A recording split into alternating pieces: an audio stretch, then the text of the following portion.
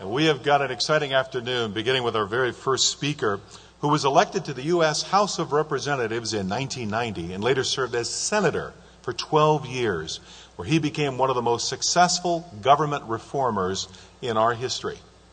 He was a member of the famous Gang of Seven that exposed the House banking and House post office scandals. He authored legislation that outlawed the procedure known as partial birth abortion and championed the successful fight to pass the Born Alive Infant Protection Act and the Unborn Victims of Violence Act. He authored the best-selling book, It Takes a Family. He is the Friday host for Bill Bennett's Morning in America nationally syndicated radio broadcast. He is a contributor for Fox News Channel and a columnist with the Philadelphia Inquirer, as well as a board member of FRC Action. But of all his accomplishments, he is most proud of his role as husband and father. He and his wife Karen are the parents of 7 children. From Pennsylvania, ladies and gentlemen, would you please welcome Senator Rick Santorum.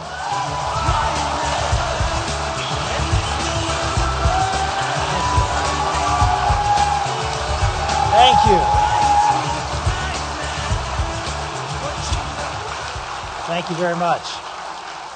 Thank you very much, Gil. As Gil mentioned, I am the Friday host of Bill Bennett's Morning in America, which means I was up at 4 o'clock this morning. So this is sort of the end of my day, but it's great to be here. It's great to be here at the Value Voter Summit. I've been here many times, and I always have to thank the folks at the Family Research Council. They are a top-flight, wonderful organization. I am honored to be on FRC Action's board and work closely with Tony and the gang here. They are a first-class operation in every sense of the word, both public policy and political action. As I mentioned, I'm on the FRC Action Board. And the bottom line is we support conservative candidates. We support the candidates who not just may have the best chance to win, but have the best chance to govern in the way America wants us to govern. That's what we're focused on.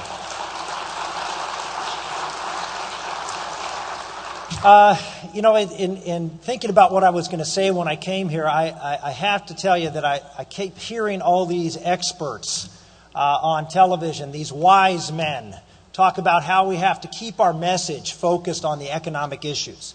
And they're putting together this package of bills and ideas, and we've got to make sure it's disciplined and it's on the economic message, because that's the most important thing. Well, look, it is a very important thing.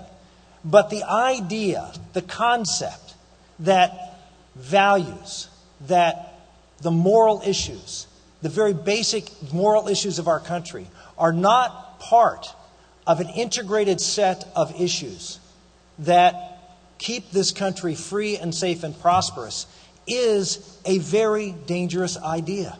That we can go out and fly on one wing. That we can fly on just the wing of talking about taxes and spending and government. Look, those issues are, what are those issues at their heart? The issues of taxes and spending and big government and huge debt. What is the core of those issues is the issue of freedom. That government is taking your freedom away. Government is taking the freedom away to earn the fruits of your labor. Government is taking the freedom away to practice the kinds of trades that you want, to be able to go out and practice the faith that you want. This is a basic issue of freedom. And what is necessary in our society if we are to be free? Well, our founders had it right. John Adams say our Constitution is made for a moral and religious people. It is wholly inadequate to the governance of any other. You see, we can only be free as long as we are virtuous. And we can only be virtuous as long as there are vibrant faith in the public square.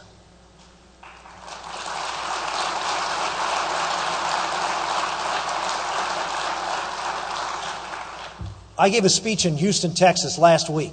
It was the 50th anniversary of a speech given by John F. Kennedy. John F. Kennedy gave a speech that was necessary to give at the time as the first Catholic to have a serious chance of winning the presidency. There was lots of things going on across America that were discriminatory and wrong. And he had to go up and address the proper role that faith would play. That the Pope would not dictate to him what he was supposed to do. And he did that, but he did more. He did a lot more. He said that I believe in America where the separation of church and state is absolute. Well, that never was and never will be the standard in America. Maybe in France, but it's not in America. And what is the impact on that? The impact what happened in that speech and subsequent actions of many other politicians is to drive you, the people of faith, out of the public square, discredit you. Say it's okay if you want to believe what you want to believe, but you have no right to bring your values into the public square and argue for moral laws. No. We don't legislate morality, which is a joke.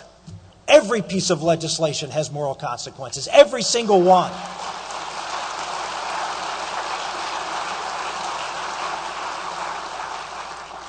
Yes, we are engaged in a great battle.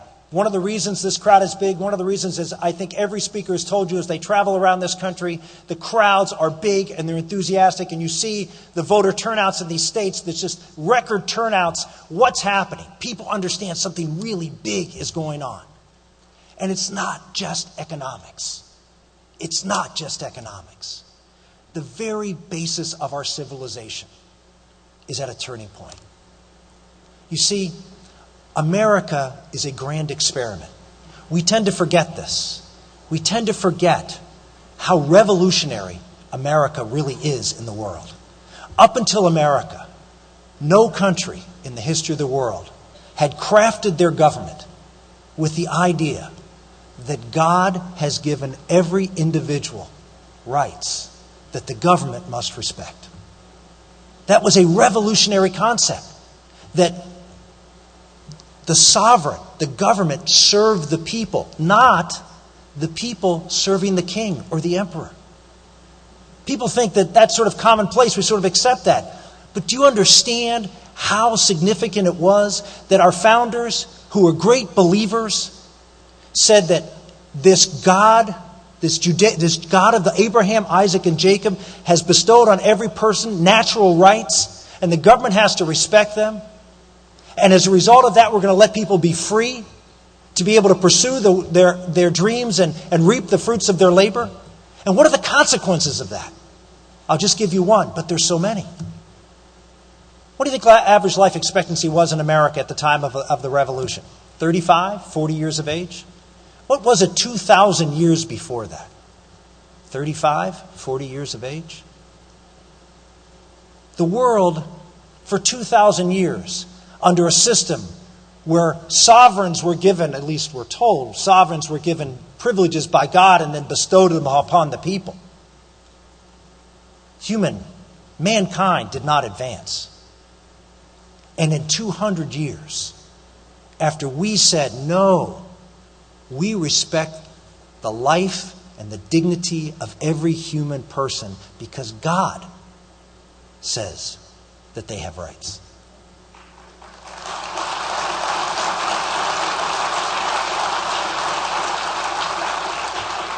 And as a result of that, life expectancy has doubled in 200 years. Technology has exploded. Why? Because we let loose the human spirit. It was the first time in the history of the world that a group of people formed a government that believed in you. And in you. That if we let you rise to the highest heights, that you would pull society up with it. And by the way, we allowed you to fall to the lowest depths. We tolerated failure. We tolerated failure. Why? Think about it in your own life. When do you learn more? From your successes or from your failures? We understand that America built its character because we allowed people to rise and succeed greatly and not punish them and redistribute wealth from them, but allowed them to succeed so everyone would do better. And we changed the world. Now some will say, oh well, it was just happened to be at that time and the world would have changed everywhere. Oh really? Let's look at the Muslim world over the last 200 years. Great technological innovations there, wasn't there? Let's look at some other areas of the world where there wasn't freedom, where there wasn't a belief in you. At the heart of America is an understanding of God-given natural rights and a limited government that makes the success story of America possible. And what people are afraid of today, what people are out in the streets and voting in great numbers and running for office, because they see this American dream at a tipping point. We now have leaders in Washington who believe that it is the government that bestows rights, not God. That the government can take from some and give to others. It's the government who can give you a right to kill another child in the womb. It's the government that can force a doctor in a hospital to provide care for you, if the government mandates you to do it at whatever cost it is. The American people are anxious because they see what has made America the greatest country in the history of the world at a breaking point. Now, this can be a very ominous time, but I happen to believe this is a very blessed time. I feel incredibly blessed to be here at a time when America needs us.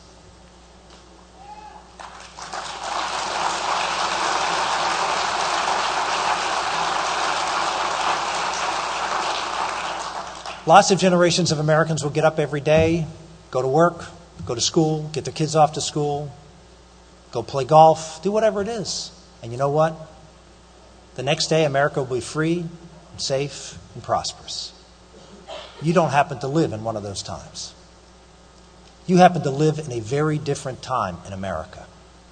You happen to live in a time in America where you don't have to put a uniform on to defend freedom. That you have to put your civic hat on, and you have to engage in what is going on in this country politically. And you have to understand that this is not just economics, but at the root of the success of America is this understanding of the human person. This understanding, as I said before, that the size and scope of government is directly related to the virtue of her people. Go into the neighborhoods in America where there is a lack of virtue. What will you find? Two things. You will find no families, no mothers and fathers together in marriage. And you will find government everywhere. Police, social service agencies. Why? Because without faith, family, and virtue, government takes over. So when the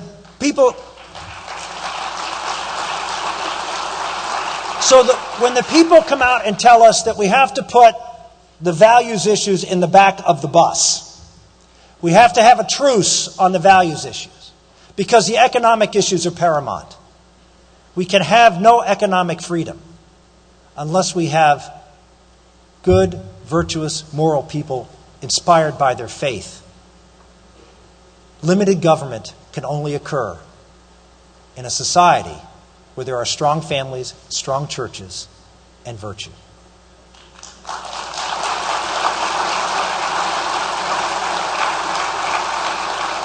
So don't let them put you in the back of the bus. Your issues are important, and they need to be heard.